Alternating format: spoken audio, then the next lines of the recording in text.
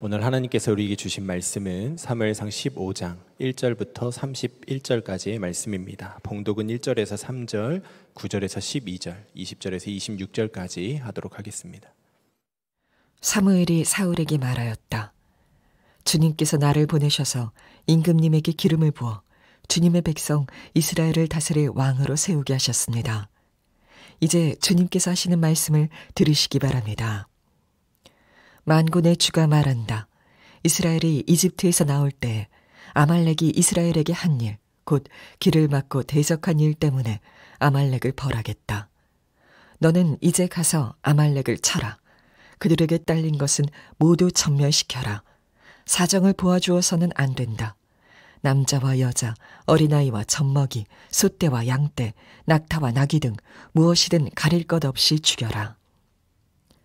그러나 사울과 그의 군대는 아각뿐만 아니라 양떼와 소떼 가운데서도 가장 좋은 것들과 가장 기름진 짐승들과 어린 양들과 좋은 것들은 무엇이든지 모두 아깝게 여겨 진멸하지 않고 다만 쓸모없고 값없는 것들만 골라서 진멸하였다.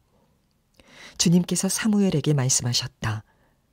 사울을 왕으로 세운 것이 후회된다. 그가 나에게서 등을 돌리고 나의 명령을 따르지 않는다. 그래서 사무엘은 괴로운 마음으로 밤새도록 주님께 부르짖었다. 사무엘은 사울을 만나려고 아침에 일찍 일어났다. 누군가가 사울이 갈멜로 가서 승전비를 세우고 나서 거기에서 떠나 계속 행진하여 길갈로 내려갔다고 전해주었다. 사울이 사무엘에게 대답하였다. 나는 주님께 순종하였습니다. 주님께서 보내시는 대로 전쟁터에 나갔고 아말렉 왕 아각도 잡아왔고 아말렉 사람도 진멸하였습니다. 다만 우리 군인들이 전리품 가운데서 양떼와 소떼는 죽이지 않고 길갈로 끌어왔습니다. 그러나 그것은 예언자께서 섬기시는 주 하나님께 제물로 바치려고 진멸할 짐승들 가운데서 가장 좋은 것으로 골라온 것입니다. 사무엘이 나무랐다. 주님께서 어느 것을 더 좋아하시겠습니까? 주님의 말씀에 순종하는 것이겠습니까? 아니면 번제나 화목제를 드리는 것이겠습니까? 잘 들으십시오. 순종이 제사보다 낫고 말씀을 따르는 것이 순양의 기름보다 낫습니다. 거역하는 것은 점을 치는 죄와 같고 고집을 부리는 것은 우상을 섬기는 죄와 같습니다. 임금님이 주님의 말씀을 버리셨기 때문에 주님께서도 임금님을 버려 왕이 되지 못하게 하셨습니다. 사울이 사무엘에게 간청하였다. 내가 죄를 지었습니다. 주님의 명령과 예언자께서 하신 말씀을 어겼습니다.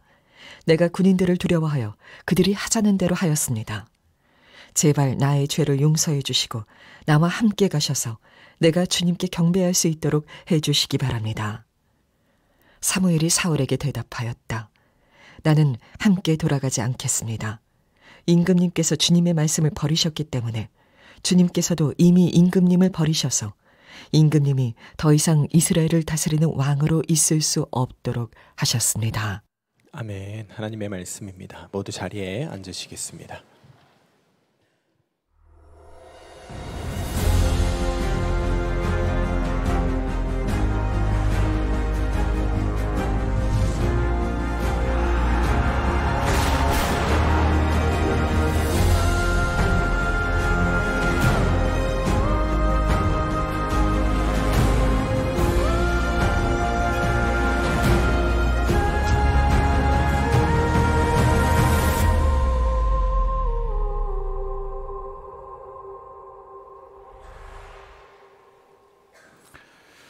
네, 무더운 여름 보내고 있습니다. 역대급 더위인 것 같습니다. 우리 건강하게 지내시기를 기도합니다. 우리 좌우에 앞뒤에 계신 오신 분들께 인사하겠습니다. 주님이 원하시는 것만 순종하십시다. 인사하겠습니다. 네, 내가 원하는 거 말고 주님이 원하시는 거를 잘 분별할 수 있게 되기를 원합니다. 오랜만에 우리 사무엘상 시리즈로 돌아와서 17번째 시간, 사울의 촛대가 옮겨진 이유 라는 제목의 말씀을 나누겠습니다. 노포의 장사법이라고 하는 책이 있습니다. 노포라는 무엇이냐면 사람처럼 늙어간 가게라는 의미인데요. 그 음식점에 가서 한입 음식을 베어물면 한 시대의 그 맛을 먹는 듯한, 그래서 평균적으로 그 노포의 평균 기간이, 존속되는 기간이 50년이 넘는다고 합니다. 굉장히 오랜 기간 대를 걸쳐서 남아있는 것이죠. 오래 지속되는 이 장사의 비결이 무엇일까? 뭐 단연코 맛이죠. 맛이 없으면 사람들이 가겠습니까? 근데 이제 작가가 이 다양한 이 가게들을 방문하여서 종합해 보니 맛을 제외하고 가장 중요한 것이 있었는데, 그게 뭔지 아십니까? 한결같음입니다. 그 처음에 그 맛이 변치 않는 거예요. 어떤 사명감을 가지고 음식을 대하는 그 주인장의 그 진심이, 그 철학이 변하지 않는 것입니다. 근데 오래가지 못하는 가게나 기업의 특징이 있어요. 변질된다는 겁니다. 처음엔 좋았는데 시간이 지나면 변하고 바뀌게 된다는 데 있어요. 오늘 우리가 사울을 살펴볼 텐데, 여러분, 사울은 이스라엘의 초대 왕이에요. 하나님이 택하시고 영광스럽게 세우신 왕입니다. 근데 하나님께서 그에게 기름 부음을 부어주셔서 전쟁에도 이기게 하시고 왕이 되게 하셨지만 그 기름 부음을 유지하지 못합니다. 여러분, 하나님은 은혜를 받는 거 너무 중요하지만 은혜를 유지하는 것도 너무나 중요한 것이죠. 사무엘서 13장에서 기다리라고 하는 하나님 말씀에 기다리지 못하고 조급하여 선을 넘쳐 내가 하지 말아야 될 일을 하게 됩니다. 그러면서 하나님으로부터 말씀을 듣는데, 그 불순종 때문에 사울은 왕조를 잃게 됩니다. 왕이시여, 왕의 나라가 길지 못할 것입니다. 왕을 이어서 그 아들이 왕이 되지 못한다는 얘기예요. 그것이 13장의 이야기였습니다. 사울이 실패를 통해서 교훈을 배웠을까요? 여러분, 실패하는 건 굉장히 고통스러운 일입니다. 더 고통스러운 일은 실패를 통해서 배우지 못하는 고통이 더 고통스럽다라는 말이 있습니다. 사울은 그 고통을 다시 경험하게 돼요. 실패를 다시 하게 됩니다. 그것이 오늘 본문 15장의 이야기예요. 아까는 13장에서는 왕조를 잃었어요. 그래도 자신의 왕권을 유지할 수 있는 거예요. 근데 오늘 15장에서는 그 왕권을 잃게 됩니다. 촛대가 다른 이에게로 옮겨지게 되는 것이죠. 여러분, 촛대가 옮겨진다는 것은 어떤 의미일까요? 특정 시대에 누군가에게 주어진 사명이 하나님께서 그에게 맡겨주셨는데 이게 그 사람 말고 다른 사람에게 넘어가는 겁니다. 왜요? 순종하지 못하고 신실하지 못했기 때문에 넘어가게 되는 것을 말해요. 로마에 가면 콜로세움이라고 하는 경기장이 있습니다. 저도 간 지 한 25년이 된 것 같습니다. 굉장히 멋있긴 한데 생각보다 영화에 나오는 만큼 멋있지 않습니다. 오래돼가지고 굉장히 낡았어요. 근데 그 옆에 보면 티투스 장군이라고 하는 예루살렘을 함락시킨 주후 70년에 개선문이 거기에 있어요. 그 티투스 장군이 예루살렘 성을 파괴하고 성전을 파괴하면 그 안에 있는 보물을 들고 나와서 로마로 가지고 오게 됩니다. 근데 그 중에 하나가 뭐냐면 메노라라고 하는 큰 촛대가 있어요. 그거를 로마로 들고 들어오는 겁니다. 근데 그 장면이 그 개선문 안쪽에 부조로 새겨져 있어요. 한번 이 사진을 보십시오. 저겁니다. 근데 잘 안 보이실 것 같아서 그 다음 장을 보여주시면, 자, 메노라 촛대를 옮기는 장면, 촛대가 옮겨지는 장면입니다. 이스라엘의 성전은 파괴되어지고 촛대는 옮겨지고, 이 촛대가 옮겨지다라는 이 표현은 에베소 2장 5절에 주님께서 에베소 교회에게 하신 말씀이었어요. 그러므로 내가 어디에서 떨어졌는지를 생각해내서 회개하라. 여러분, 그리스도인은 반드시 생각해야 됩니다. 내가 이것이 주님이 기뻐하시는 것인지 아닌지를 생각하고, 내가 잘못한 것이 있다면 무엇을 어떻게 왜 잘못됐는지를 생각해요. 그래야 회개할 수가 있어요. 처음에 하던 일을 하여라. 그렇지 않으면 촛대를 옮기겠다. 에베소 교회는 참 칭찬받은 교회입니다. 주의 이름을 위하여 견뎌냈고 참아냈고 이단도 몰아냈고 니골라당 미워했고 칭찬을 받았지만 책망받은 것이 있었는데 첫사랑을 잃어버렸다는 것이죠. 많은 사역과 일이 진행되고 있었는데 너가 처음에 나를 사랑했던 그 사랑이 지금은 식었구나. 여러분, 첫사랑을 간직하고 계십니까? 주님과의 그 첫사랑이 지금도 현재 진행형이십니까? 혹시 배우자가 계시다면 그 배우자를 만났을 때 그 사랑이 여전히 진행 중이십니까? 아니면 과거형이십니까? 주님은 그 첫사랑을 잃어버렸다, 그걸 회복하라고 말씀하세요. 그렇지 않으면 이 교회를 더 이상 쓸 수가 없다라고 하시면서 하나님의 임재와 영광이 다른 데로 넘어갈 것이라고 말씀하시는 것이죠. 교회사를 보게 되면 한때 쓰임받던 교회가 사라진 교회들이 참 많고, 남아있긴 하지만 한때의 그 뜨거웠던 임재는 사라지고 냉랭한 냉기만 남은 교회들도 있습니다. 제가 미국에서 이민교회를 섬길 때 그 지역에 그 지역 최초의 이민교회가 있었어요. 우리는 그 마더처치라고 이렇게 어머니 교회, 시작교회니까 이렇게 부르곤 했습니다. 50주년이 되던 해가 있었어요. 와, 50년이 된 거야. 귀하죠. 그 해에 그 교회가 문을 닫습니다. 교인들 간의, 성도들 간의 싸움과 목회자와 싸움, 이것이 해결이 되지 않아서 노회에서 강제 해산, 교회를 닫아버린 거예요. 그 해가 50주년 해였습니다. 충격적인 사건이었어요. 당시에 그 한인 사회에 우리의 첫 교회가 사라지다니. 그 원인은 분열이었지만 성경적으로 보면 그들이 첫사랑을 잃어버린 것이 아니었을까라는 생각을 하게 됩니다. 촛대가 옮겨지는 것은 가게나 교회나 그것만이 아니라 사람에게 주어진 직분도 마찬가지입니다. 사도 바울이 이런 얘기를 했죠. 내가 다른 사람을 구원해 놓고 내가 버림을 받을까 두려워하노라, 이런 얘기를 한 적이 있습니다. 그것은 내가 뭐 구원을 잃어버린다 이런 개념보다는 사도라는 직분을 내가 잃어버리고 누군가에게로 넘어갈까 봐 두려워하는 마음으로, 경외하는 마음으로 살았다는 뜻입니다. 그렇게 옮겨가는 일들이 있어요. 바로 오늘 이 사울이 그런 케이스예요. 당대로 끝납니다. 영광스러운 이 직분이 당대로 끝나가게 되는 거예요. 하나님은 더 이상 그를 쓸 수가 없는 것이죠. 왜 하나님은 사울의 촛대를 옮기셨을까가 오늘 우리가 주목해야 될 말씀인데, 왜냐하면 이것이 저와 여러분들에게 지금 주님이 주시는 음성일 수 있기 때문에 그렇습니다. 블레셋과의 전쟁에서 사울이 승리를 합니다. 지난번에 요나단 이야기를 했습니다. 결국엔 승리해서 블레셋이 도망가게 되죠. 사무엘이 사울에게 와서 하나님 말씀을 얘기를 하는데 아말렉을 치라고 갑자기 얘기를 하세요. 이 아말렉은 에서의 손자, 이름이 아말렉이 있었는데 그 아말렉의 후손들입니다. 에스더서에 하만이 등장하는데 하만이 아말렉 후손이에요. 이 아말렉 족속은 어떤 족속이었냐면 출애굽 당시에 백성들이 이제 쭉 나와가지고 이제 행렬을 이렇게 길게 갔을 거 아닙니까? 그럼 가장 뒤에 누가 있어요? 가장 연약한 어린아이, 노약자, 또 여성들 이렇게 뒤처지는 거예요. 그럼 보호해줘야 되잖아요. 가장 연약한 민간인이 있는데 이 아말렉은 뒤쪽으로 와서 이 가장 약한 민간인들을 공격하는 겁니다.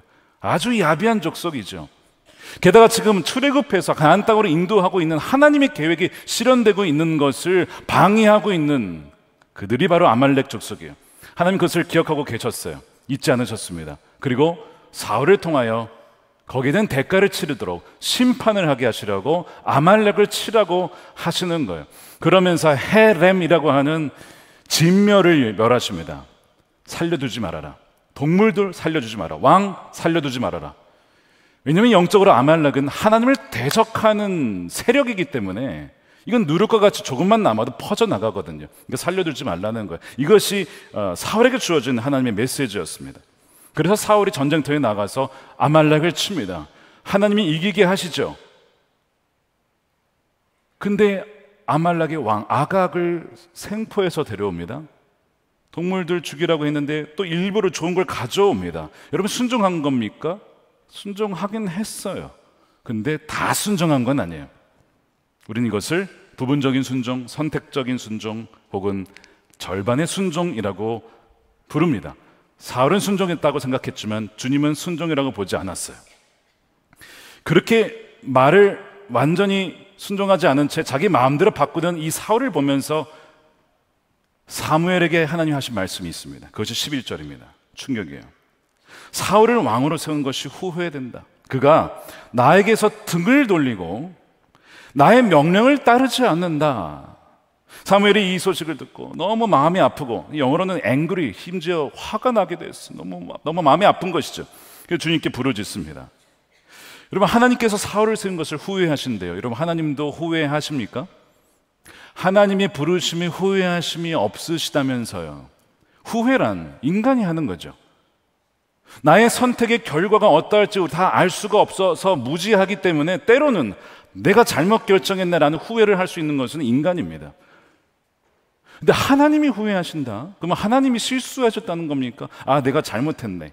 야, 내가 몰랐어. 야, 지금 보니까 이런 일이 벌어졌네. 후회한다는 그런 의미일까요? 여러분, 성경에는 하나님 과거, 현재, 미래 전체를 다 보시고 주권적으로 세상을 통치하시는 분이라고 했습니다. 이사야서 46장 10절 말씀이 이렇게 되어 있습니다. 처음부터 내가 장차 일어날 일들을 예고했다.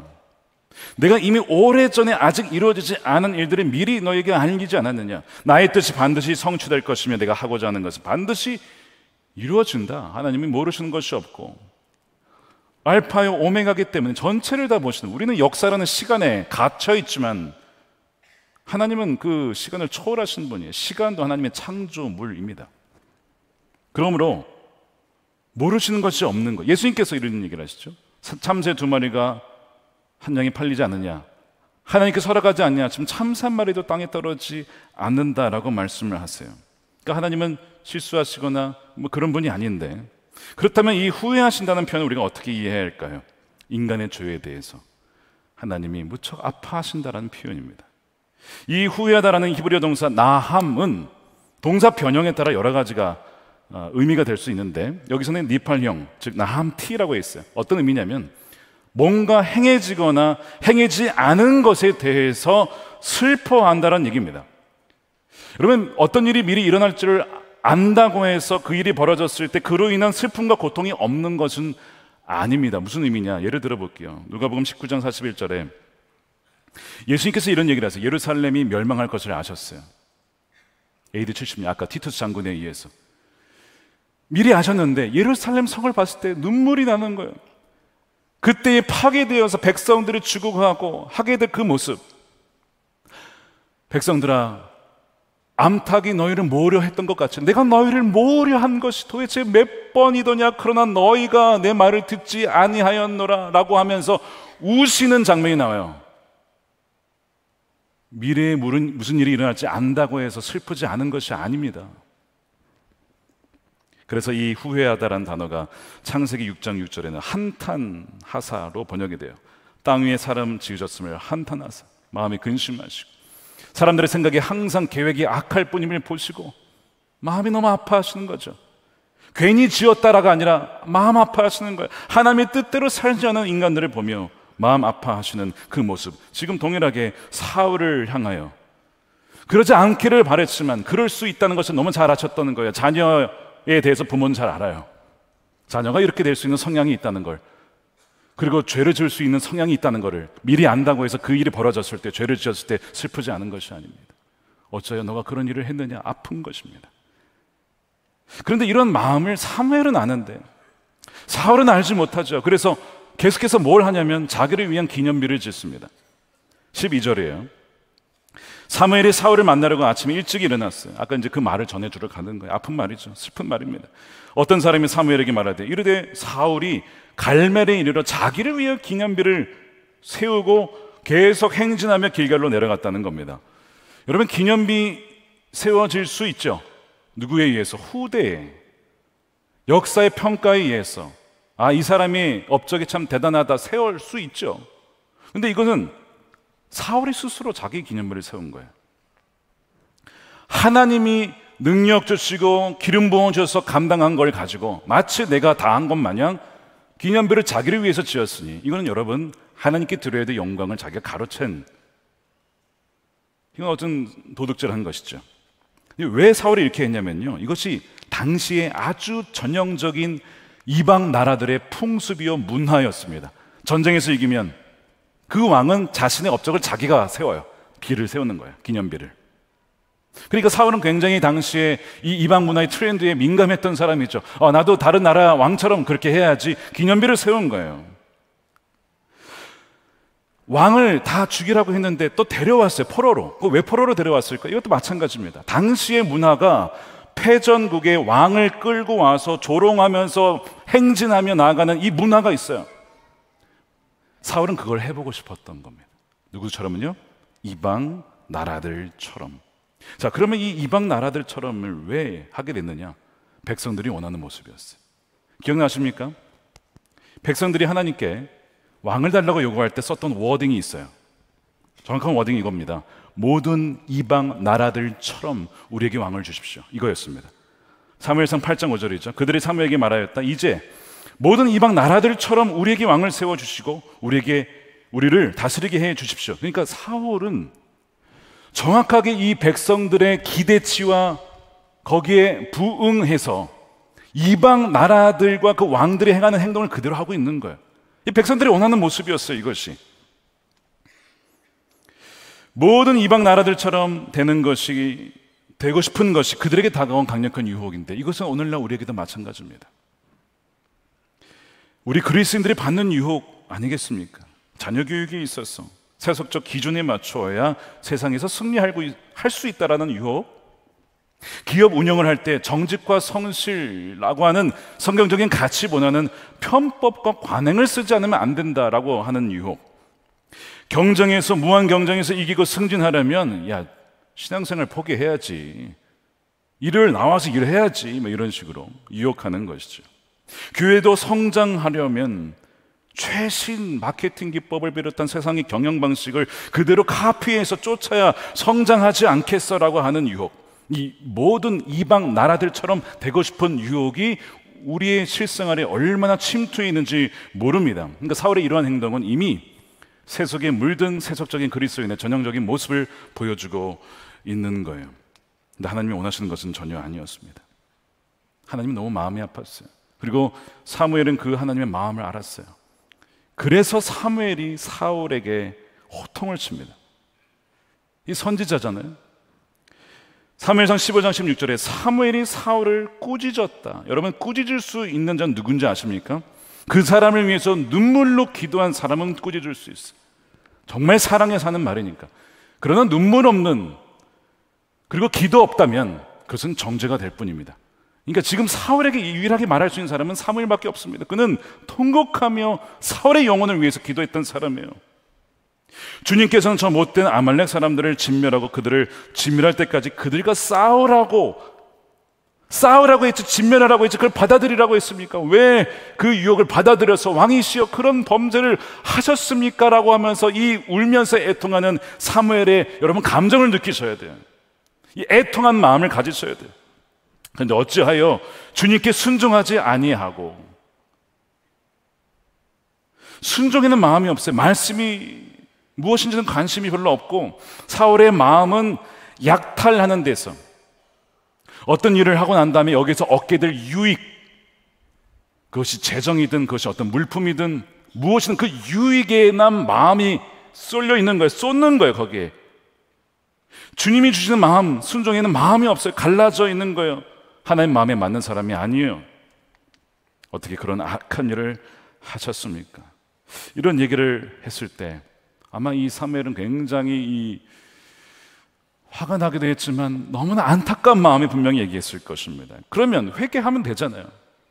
근데 회개하지 않고 변명하고 자기의 입장을 밝히기 위해만 급급합니다. 그러면서 무슨 얘기를 하냐면, 동물을 가져온 것은 제가 무슨 이만한 양들을 제가 다 먹겠습니까? 다 하나님을 위해서 예배하려고 가져온 겁니다. 이런 얘기를 해요.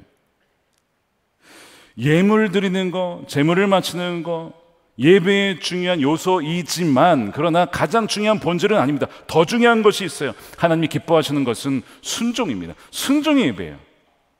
그것이 없는 예물은 하나님 기뻐하시지 않는다는 것이죠. 22절에 이렇게 되어 있습니다. 사무엘이 나무랐다. 주님께서 어느 것을 더 좋아하시겠습니까? 주의 말씀에 순종하는 것이겠습니까? 번제나 화목제로 아주 주를 위하여 내가 이런 일을 행하였습니다라는 순종 없이 이것을 하나님 받으시겠냐고요. 하나님 기뻐하지 않는다는 거예요. 순종이 제사보다 낫고 말씀을 따르는 것이 순양의 기름이 아무리 귀해도 순종이 없다면 아무 소용이 없는 것입니다 라고 하는 거예요. 우리의 예배 드리기 전의 예배가 더 중요하고 예배 드린 후의 예배가 더 중요하죠. 삶의 예배, 순종의 예배가 우리에게 있을까요? 주님께서 그것을 받으시고 계실까요? 온전히 순종하지 않는 것은 반역죄인데 이것이 사울의 촛대가 옮겨진 이유입니다. 자, 23절에 나와요. 거역하는 것은 점치는 죄와 같고 고집을 부리는 것은 우상을 섬기는 죄와 같습니다. 요즘 고집 부리는 거가 참 무서운 죄입니다. 하나님의 말씀을 거부하는 거예요. 그래서 임금님이 주의 말씀을 버리셨기 때문에 주님도 임금님을 더 이상 쓰실 수가 없습니다 라고 말씀하시는 거죠. 주의 말씀을 거부한 것은 주님 자신을 거부하는 것이고, 고집 부리는 것은 주님의 다스림과 통치를 거부하는 것이므로, 나는 왕의 다스림 필요 없고 다른 왕을 섬기니 나한테 뭐라고 하지 마십시오. 그 우상을 섬기는 거예요. 성경에서 가장 무서운 죄가 뭐죠? 십계명 첫째, 둘째, 세 번째 다 무슨 뭐에 대한 내용입니까? 우상 숭배입니다. 우상이 뭐 돌 이런 겁니까? 아니죠. 내가 생각하기에 옳은 거, 내가 주님보다 더 사랑하는 거, 하나님이 주신 것인데 하나님보다 더 사랑하는, 그게 다 우상이에요. 지금 이 사울은 자신이 자기가 인생의 주인이라고 생각해요. 그래서 고집 부리는 거예요. 우리가 고집 부리는 이유가 있어요. 이게 내가 생각하기 이게 옳다 이거예요. 아무리 말씀해도 안 돼요. 내 고집이 맞아. 지금 사울이 그렇게 생각을 했던 거예요. 내가 왕이라고 생각하는 거예요. 그러나 여러분, 사울은 왕이 아니라 하나님의 왕이시고 최종적인 권위가 사울이 아니고 그 위에 하나님께 묻고 또한 묻고 경청해서 거기에 따라서 통치를 해야 했습니다. 그런데 사울은 자기가 최종적인 권위를 갖고 있다고 생각하는 거예요. 이 왕조를 잃어버렸다고 말씀을 드렸어요. 사무엘상 13장에 왕이시여 왕조를 잃어버렸습니다 라고 할 때에 왕 대신에 다른 사람을 세울 것입니다 라고 했을 때 무슨 얘기를 하냐면 이런 얘기를 합니다. 사무엘상 13장에 왕의 나라가 길지 못할 것입니다. 왕조가 이어지지 못한다는 얘기예요.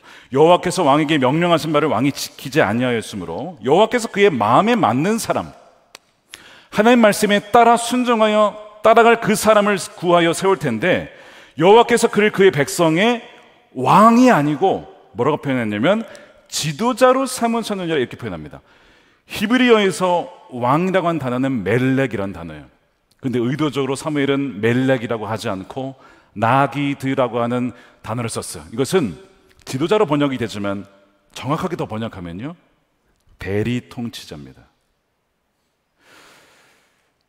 현대에 가장 근접하게 번역을 하는 역할을 준다면 부통령이 좀 되겠습니다. 부통령은 대통령의 방향과 정책에 100% 맞춰야 됩니다. 나기드라고 하는, 왕이 아니라는 거예요. 여러분에게 하나님께서 자녀를 맡기셨죠? 그렇다면 여러분들 나기드입니다. 왜죠? 그 자녀는 내 자녀가 아니고 주님의 자녀를 내가 당시 맡고 있는 거예요. 내 마음대로 내 자녀를 키워서는 안 됩니다. 주의 말씀과 교훈으로 사랑으로 양육해야 됩니다. 그런 점에서 우리는 나기드예요. 기업을 맡으셨습니까? 사장님이십니까? 작은 가게든 큰 기업이든 간에 여러분 사장님 아닙니다. 나기드입니다. 대리 통치자예요. 주의 뜻을 대신하여 주의 뜻에 맞추어 통치하라고 맡겨주신 거예요. 속장지 역장지 위원장님 마찬가지고요. 우리에게 어떤 재물이 있습니까? 혹시 크든 작든 여러분 우리는 청직이죠. 맡겨주신 거예요. 주인의 뜻에 따라서 쓰라고 주신 것이지 내 마음대로 쓰라고 주신 거 아닙니다. 그런 점에서 우리는 다 나기드죠. 그런데 그 말씀에 순종하지 않고 내 마음대로 행하게 되면 그것이 바로 반역이 되는 것입니다. 이것이 사울의 촛대가 옮겨진 이유예요. 좀 가혹해 보일 수 있어요. 왜냐하면 초대 왕이잖아요. 마치 눈밭에 아무로 밟은 적이 없는데 처음에 가는 사람이 중요해요. 안 그러면 뒷사람이 다 따라가니까. 사울의 지금 첫 갈걸음이 불순종으로 가고 있어요. 이대로 가다가 그 다음에도 다 그 따라갈 거 아니에요. 그래서 어떻게 보면 더 엄격하게 그 일을 기준을 삼으시는 것이죠. 물론 사울이 처음부터 불순종한 것은 아니었습니다. 사울이 처음에는 참 겸손했어요. 그 점을 지적해요. 17절에 사무엘이 말하였다. 임금님이 스스로를 하찮은 사람이라고 생각하시던 그 무렵에, 개정판에는 스스로 작게 여길 그 무렵에 주님이 왕에게 기름을 부어주셨습니다. 그래서 임금님이 모든 지파의 어른이 되신 것 아닙니까? 처음엔 그러지 않았어요. 겸손하고 나는 참 하찮은 사람입니다. 나는 보잘것 없는 사람인데 내가 무슨 왕을 합니까? 그 겸손한 마음이 있을 때 기름이 부어졌어요. 기름 부음을 유지하는 비결이 뭔지 아십니까? 겸손입니다. 그렇지 않으면요, 언제든지 하나님은 그 기름 부으심을, 그 은사를, 지혜를, 지식을, 능력을 거두어 가실 수 있어요. 처음에 이랬지만 시간이 지나면서 승승장구합니다. 기업의 매출이 늘어납니다. 나라가 흥왕해집니다. 그 사람이 인정받기 시작합니다. 그러니까 사울은 무슨 생각이 드냐면, 내가 좀 뭔가 된 것 같다. 처음엔 스스로 하찮게 여기다가 내가 뭔가 좀 something이 된 것 같아. 뭐가 된 거죠? 한결같음이 사라지게 된 겁니다. 한결같음이. 스스로 작게 여기면서 하나님을 의지했던 그 마음이 사라지게 된 거예요. 어느덧 내가 왕의 자리에 앉아 있어요. 하나님 말씀을 주시면 예전에는 사무엘이시여 제가 그렇게 하겠습니다 하던 그가 어느 순간에 딱 말씀을 받으면 이 말씀은 제가 하겠지만 이거는 내가 못할 것 같다. 자기가 막 골라 먹는 그 베스킨 라빈스처럼 말이죠. 골라 먹는 재미. 뭐를? 말씀을. 이건 너무 부담스러우니까 이건 못하겠다라고 거부하는 그 마음. 처음엔 그러지 않았다니까요. 교만해져서 변질되어 있는 것입니다. 좀 더 깊이 들어가 볼게요. 그럼 왜 변하게 되는 것일까요? 하나님 말씀을 듣기보다 세상과 사람들의 소리에 더 많은 시간과 에너지를 쏟기 때문에 그래요. 왕에게 가장 중요한 건 뭐라고 했죠? 말씀을 경청하는 것이라고 분명히 말씀하고 있어요. 1절 말씀을 우리 함께 읽어보겠습니다. 시작. 사무엘이 사울에게 이르되 여호와께서 나를 보내어 왕에게 기름을 부어 그의 백성 이스라엘 위에 왕으로 삼으셨은즉 이제 왕은 여호와의 말씀을 들으소서.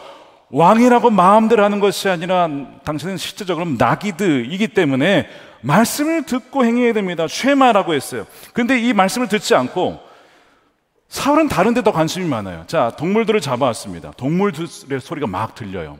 이거는 불순종해서 나온 결과의 소리고 내가 선택한 결과예요. 주의 말씀을 묻혀놓고 이 소와 이 양들의 소리가 막 들려옵니다. 그러니까 나중에 이제 사무엘이 왔을 때에 이게 무슨 소리냐 이거야. 분명히 다 죽이라고 그랬는데 이 소리는 무엇입니까? 라고 묻습니다. 그것이 14절이죠. 내 귀에 들려오는 양의 소리와 내게 들리는 소의 소리는 뭡니까? 이상한 거예요.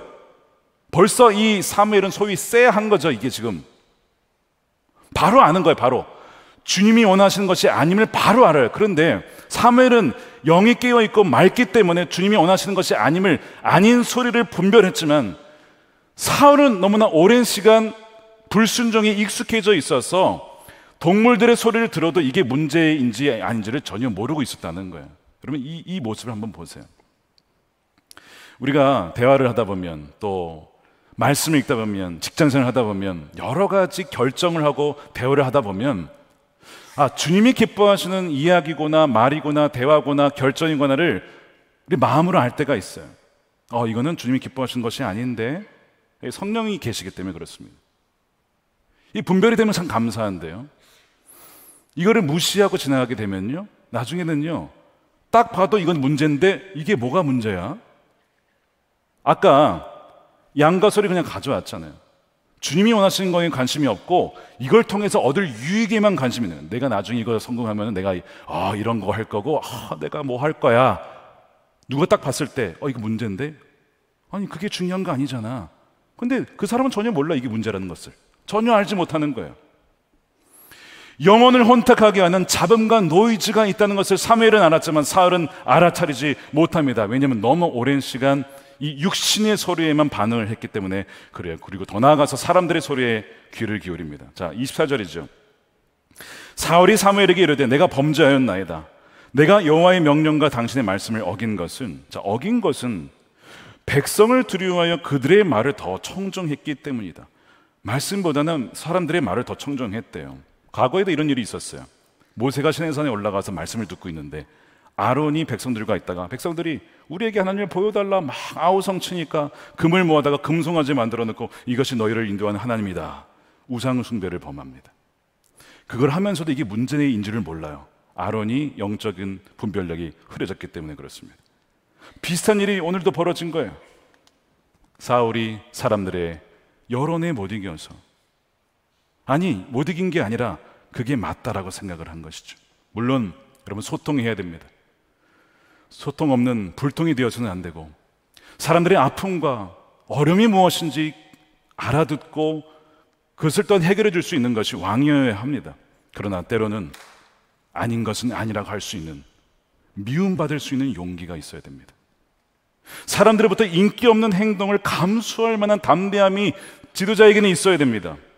이 용기와 담대함은 어디서 올까요? 믿음에서 와요. 주를 향한 믿음, 이것이 주님의 뜻이다라고 하는 믿음, 거기서 용기가 오는 거예요. 그 믿음은 어디서 옵니까? 들음에서 옵니다. 바로 말씀을 들음에서 오는 거예요. 그 믿음은 로마서 10장에 나와 있죠. 그런데 듣는 말씀이 없기 때문에 믿음이 없고, 믿음이 없기 때문에 담대함이 없고, 담대함과 용기가 없기 때문에 말씀을 지켜낼 수가 없는 것입니다. 여러분들의 매일의 루틴 속에 하나님의 말씀에 귀 기울여 음성을 듣는 루틴이 있으십니까? 아니면 일어났을 때 곧바로 뉴스에 귀를 기울이고, 노트북에 귀를 기울이고, 하나님의 음성에는 관심이 없는 것이 혹시 이 사울과 같은 우리의 모습은 아닌가? 우리가 만약 하나님의 말씀을 제쳐두고 세상과 사람들의 소리에만, 그건 분명 필요한 소리지만, 그러나 거기에만 귀를 기울인다면 우리도 역시 사울과 같이 되지 말라는 법은 없는 거예요. 자, 오늘 이 말씀이요, 굉장히 사실은 좀 두려운 말씀입니다. 그러나 입에는 쓰지만 우리 몸에 유익한, 영혼에 유익한 한약과 같은 말씀이에요. 요한계시록에 성령께서 교회들에게 하시는 말씀을 귀는 자는 들을지어다 라고 하셨습니다. 그래서 이것을 우리는 준엄한 주님의 경고이자 우리를 사랑하셔서 주시는 생명의 말씀으로 받을 수 있는 귀가 있어야 합니다. 어떻게 해야 되는가? 그렇다면 어떻게 해야 되는가? 회개하여 처음 행위를 가져야 돼요. 자, 2장, 계시록 2장 5절이죠. 그러므로 어디서 떨어졌는지를 생각하고, 여러분 생각하십시오. 무엇이 문제인지, 무엇이 원인인지, 그 원인의 원인은 무엇인지를 생각하여 돌이켜야 됩니다. 처음 행위를 가지라는 거예요. 에베소 교회에는 그 회복해야 될 것이 처음 사랑이었고, 사울에게 회복해야 될 것은 뭐였죠? 아까 사무엘이 얘기했던 내 스스로, 내가 아무것도 아닌데 스스로 작게 여겼던 그 겸손의 마음을 회복해야 했습니다. 그때 하나님께서 기름 부어주셨기 때문에 여러분들이 회복해야 될 처음 행위는 무엇입니까? 동일할지도 몰라요. 처음 사랑, 그리고 그 겸손한 마음. 내가 잃어버린 그 한결같지 못한 것은 무엇인가? 그리고 여러분 그거를 꼭 찾으셔야 됩니다. 안타깝게도 사울은 회개하지 않고 변하지 않습니다. 자신의 체면을 지키는 데면 급급해요. 그래서 촛대가 옮겨지게 돼요. 반면 다윗도 죄를 범하지만 큰 차이는 진정한 회개를 했다는 것이죠. 그리고 그의 왕조는 촛대가 옮겨지지 않고 영원히 지속됩니다. 하나님의 택하심과 은혜였어요.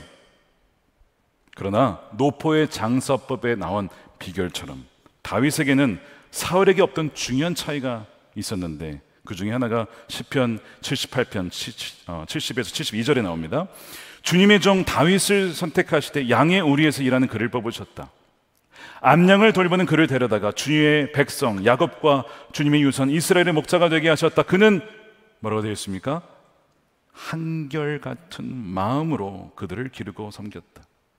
한결같은 마음으로 주님을 사랑하고 한결같은 마음으로 목자된 마음으로 백성들과 양떼를 섬겼던 그 동일한 마음, 목동이었을 때의 마음과 왕이 되었을 때, 내가 이제 왕인데 내가 무슨 목동이야? 아니지, 나는 왕이지 라고 변치 않고 동일한 마음으로 누가 보든 보지 않든 그 순결한 마음을 유지했던 다윗. 저는 이 한결같은 마음이 여러분들의 마음에 되기를 주님의 이름으로 간절히 축원합니다. 2년 전 가을 장로 부부 수련회를 섬기면서 기도하면서 그런 기도를 드렸어요. 교회 촛대가 옮겨지지 아니하고 세대를 이어서 하나님이 쓰시는 교회, 하나님이 쓰시는 우리 성도들과 가정과 기업이 되기를, 그런 마음으로 기도를 했습니다. 어제의 교회, 어제의 기업이 아니라 오늘도 내일도 쓰임받는 그런 교회와 기업이 되게 해달라고 그런 기도를 드리면서, 그날 예수동행 일기에 웨스트민스터 채플 이야기를 쓰면서 그렇게 하나님께 기도문을 올려드렸어요. 영국의 웨스트민스터 채플은 대대로 쓰임받은 교회인데요, 180년 정도 흘러도 여전히 존재하는 교회입니다. 초대 담임 목사님이었던 세뮤얼 마틴 목사님이 이어서 5대 담임 목사님이 강해 설교의 왕자라고 불린 캠벨 몰건이라는 목사님입니다. 저는 이분의 설교집을 갖고 있어요. 100몇 년이 지났지만 여전히 저는 그걸 갖고 있습니다. 말씀과 부흥의 전성기를 경험했던 시기예요. 촛대가 옮겨지지 않아요. 이분이 은퇴할 때에 이제 교회가 끝났나 보다. 아니에요. 다음에 부임하신 분이 계셨는데 데이비드 마틴 로이드 존스라는 목사님이에요. 아니, 그 전때 목사님이 너무 훌륭했기 때문에 굉장히 부담이 컸을 거예요. 원래 의사였어요, 이분은. 그러다가 부르심을 받고 목회자가 된 것입니다. 근데 하나님은 그 기름 부으심을 떠나지 않냐고 그 다음에 목사님에게도 기름 부어주셔서 놀라운 부흥을 경험합니다. 근데 이분이 또 은퇴를 돌아가시죠. 이제 끝났나 보다. 아니에요. 알트 켄달이라는 목사님이 오셨어요. 그분은 또 성령과 말씀을 같이 더 강조를 하면서 또한 그 부흥이 계속 이어지게 됩니다. 제가 그 이야기를 일기에 쓰고 또한 우리 장로님들과 권사님들에게 기도 부탁을 하면서 교회가 대를 이어서 다음 세대 계속해서 주님이 마음껏 쓰실 수 있는 교회와 가정과 기업이 되게 해달라고 우리 함께 기도합시다. 얼마나 그날 뜨겁게 기도했는지 몰라요. 애통하는 마음으로 사울과 같이 촛대가 옮겨지는 자가 되지 않도록, 그런 교회와 가정이 되지 않도록 애통하는 마음으로 기도를 했어요. 사랑하는 여러분, 하나님을 경외함으로 하나님의 말씀을 경청하여 순종하는 여러분들이 되시길 축복합니다. 그리하여 촛대가 여러분들의 가정과 기업과 자녀들로부터 옮겨지지 않냐고, 내가 너희를 통하여 내 뜻을 다 이루리라 라고 하는 그 약속의 말씀이 성취되어지는 여러분들의 복된 삶이 되시기를, 이 교회가 되기를 주님의 이름으로 축원드립니다. 우리 함께 기도하겠습니다.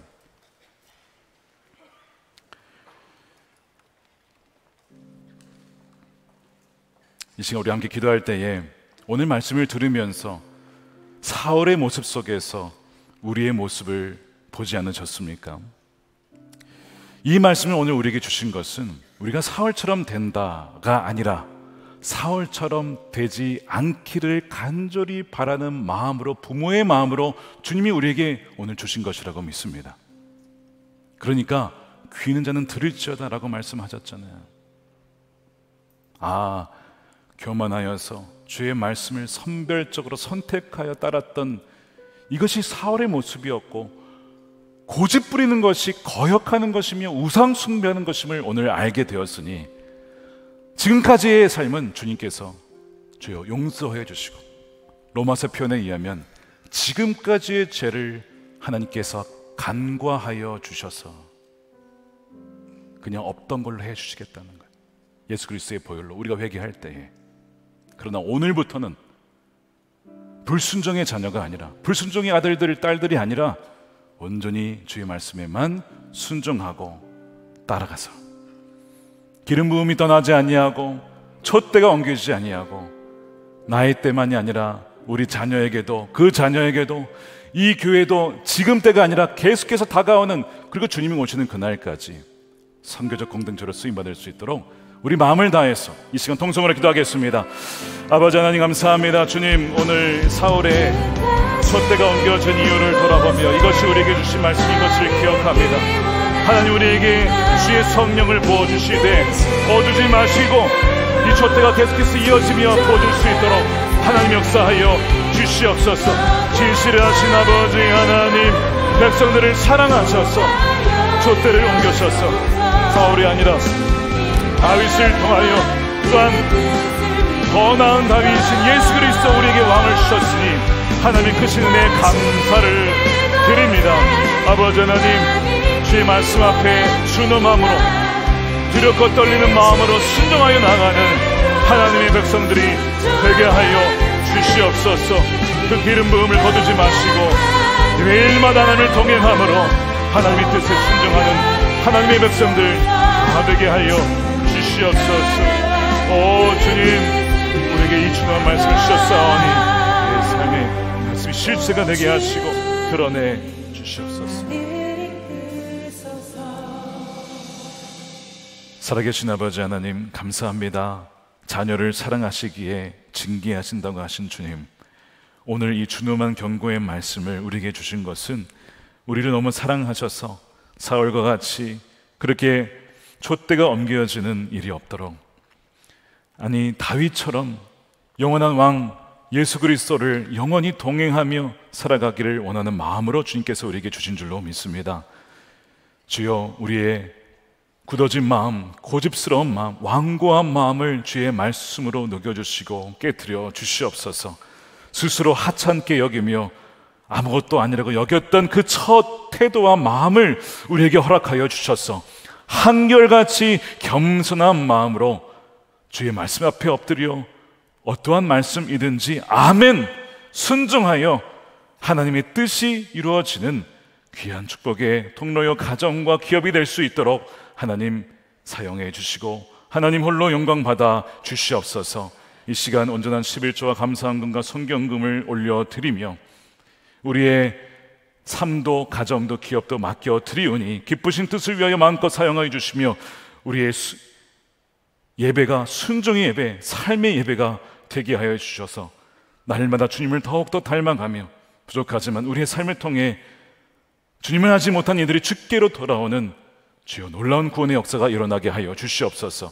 이 나라가 하나님을 경외하는 나라가 되게 하여 주시고 정치, 경제, 사회, 문학 영역 속에 하나님을 경외하는 지도자들을 세워주셔서 하나님을 대리하여 통치하는 그 정체성을 가지고 두려운 마음으로 백성들을 위해 일할 수 있는 지도자들이 되게 하여 주시옵소서. 남과 북이 복음으로 통일되게 하여 주셔서 함께 주를 예배하는 그날이 오게 하여 주시고 땅끝까지 이르러 복음이 속히 증거되어 굽은 길을 곧게 하며 주의 오실 길을 예배하는 세리요원과 같이 그런 신실한 주의 백성들을 다 되게 하여 주시고 주님이 오실 그날 어느 한 명도 빠짐없이 영광의 주님 맞이할 수 있도록 구원의 믿음을 더하여 주시옵소서.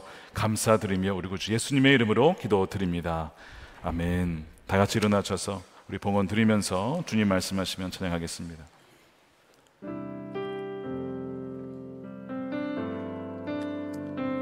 주님 말씀하시면 주님 말씀하시면 내가 나아가리다. 주님 뜻이 아니면 내가 멈춰서리다. 나의 가고서는 것 주님 뜻에 있으니 오 주님. 우리 두 손 들고 찬양합니다. 뜻하신 그곳에 나 있기와 이끄시는 대로 순종하며 이끄시는 대로 순종하며 살리니 연약한 내 영혼 통하여 일하소서. 주님 나라와 그 뜻을 뜻하신 그곳에 있기를 원합니다. 뜻하신 그곳에 나 있기 원합니다. 이끄시는 대로 순종하며 살리니 연약한 내 영혼 통하여 일하소서. 주님 나라와 그 뜻을 위하여 오 주님 나를 이끄소서. 오 주님 나를 이끄소서. 오 주님 나를 이끄소서. 오 주님 나를 이끄소서. 축도하겠습니다. 이제는 우리 주인 되시고 영원한 왕의 왕 되신 예수 그리스도의 크신 은혜와 아버지 하나님의 풍성하신 사랑하심과 성령님의 감화감동 내주하심이 기름 부음이 떠나가지 아니하고 평생토록 아니 대를 이어 주의 나라와 영광을 위하여 또한 주님과 동행하기로 결단하며 나아가는 사랑하는 우리 모든 성도들의 머리 위에 저들의 가정과 일터와 기업과 자녀들 이 교회와 나라 민족 가운데 영원히 함께 하시기를 간절히 축원하옵나이다. 아멘.